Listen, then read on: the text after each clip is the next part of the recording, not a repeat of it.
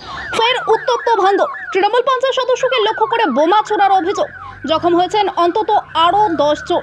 তাদের জিরানগাছা প্রাথমিক স্বাস্থ্য কেন্দ্রে নিয়ে যাওয়া হয়েছে। এই ঘটনায় কাঠগড়ায় আইএসএফ, যদিও অভিযোগ অস্বীকার করে আইএসএফ। জানা গিয়েছে, ভোটের আগে দলীয় বৈঠক সেরে তৃণমূল পঞ্চায়েত সদস্য সহ বেশ কয়েকজন দলীয় কর্মী সমর্থক বাড়ি ফিরছিলেন।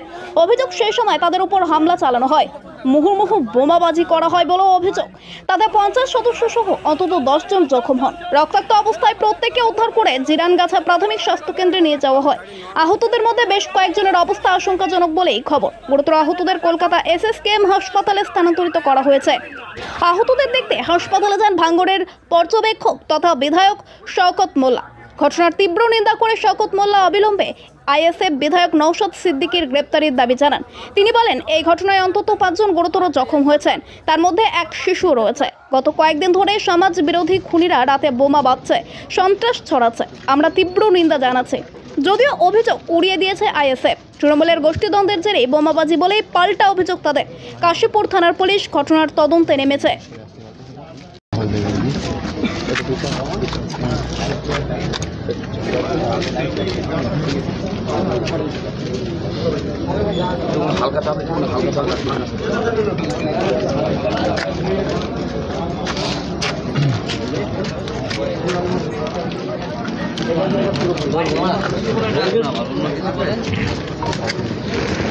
আবার এই নতুন করে উত্তেজনা। দেখুন, অবিলম্বে নওশাদকে গ্রেপ্তার করা উচিত।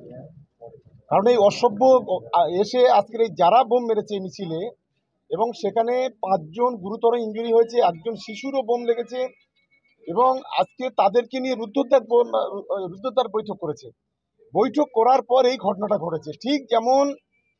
ঠিক পঞ্চায়েত নির্বাচনে এই সন্ত্রাসের বাতাবরণ তৈরি করেছিল।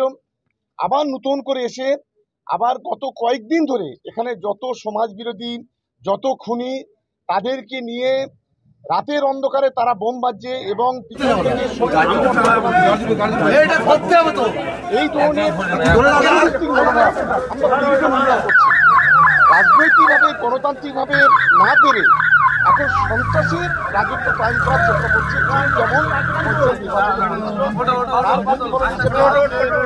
আমাদের পঞ্চায়েতের সদস্য প্রায় 5 জন শিশু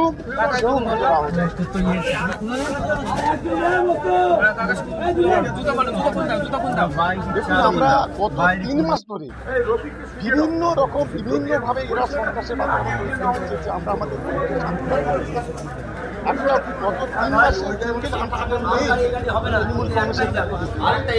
তারপরেও এই এলাকায় যাতে পায়ের তলায় জমিতে সরে গেছে সেটাকে ফিরিয়ে আনার জন্য গত কয়েকদিন ধরে, 1 সপ্তাহ ধরে আইএসএফ সমাজ বিরোধীরা এই ঘটনা ঘটছে।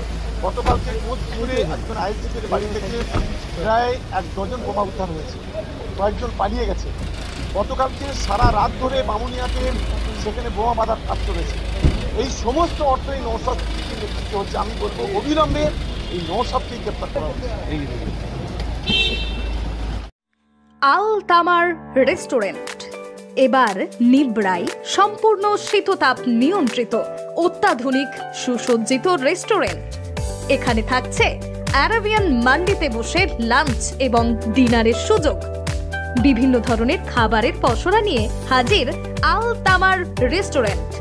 যে কোনো অনুষ্ঠানের জন্য বুক করতে পারেন, থাকছে কনফারেন্সের সুবিধা। আমাদের ঠিকানা নিবড়া, হারুন মার্কেট, ডোমজুর। যোগাযোগ করুন 9123608838। আরাবিয়ান মান্ডির স্বাদ গ্রহণ করতে হলে আপনাকে আসতেই হবে আমাদের রেস্টুরেন্টে। তাহলে আর দেরি কেন? আজই আসুন আল তামার রেস্টুরেন্টে।